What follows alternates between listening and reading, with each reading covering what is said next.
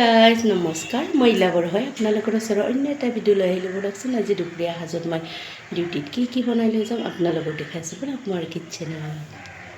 এয়া মই দুপৰীয়া সাজত বনাব লৈছোঁ এইটো আলু, ওলকবি আৰু জলকীয়া লগত পিঁয়াজ দুটা, আলু দুটা, ওলকবি এটা সেনেকৈ ধুনীয়াকৈ কাটি কেনে লৈছোঁ এয়া ভাজি বনোৱাৰ কাৰণে। অলৰেডি ইফালে কেৰাহী বহাই দিলোঁ ভাজি বনোৱাৰ কাৰণে। অকণমান গোটা জিৰা দি দিছোঁ। গোটা জিৰাখিনি ধুনীয়াকৈ ভাজি লৈ কিনে এতিয়া দি আছোঁ আলু, ওলকবি লগত পিঁয়াজ দুটা দি দিছোঁ, লগত কেঁচা জলকীয়া ফালি দিছোঁ।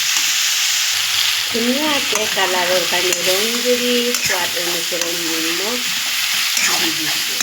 অকণমান 10 মিনিট ভাজি থৈ দিছোঁ। এইটো দুটা কণী লৈছোঁ, ভাতৰ ওপৰত দিম। মই লোকেল কণীবিলাক বইল খায়ে বেছি ভাল পাওঁ আৰু আমলেট খায়ো ভাল পাওঁ, কিন্তু আমলেট নকৰোঁ। ডিউটিত মই এটা লৈ যাম, এটা মানুহটো খাব। দুটাই দিম কণী বইল, লোকেল কণী।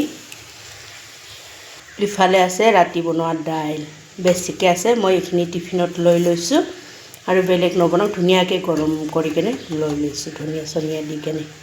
ইফালে আলু ভাজিও মোৰ কমপ্লিট হ'ল। আজি দুপৰীয়াৰ সাজত মই কি বনালোঁ আপোনালোকক ক'লোৱে, আৰু এবাৰ ক'ম। ওলকবি আলু সেনেকুৱা ভাজি, কণী বইল লগত ৰাতিৰ দালি, এইটো দিয়ে পৰিৱেশন কৰিম। আপোনালোকে যদি মোৰ ভিডিঅ'টো চাই ইণ্টাৰেষ্টিং হয়, লাইক কৰিব, কমেণ্ট কৰিব, শ্বেয়াৰ কৰিব। Bye bye.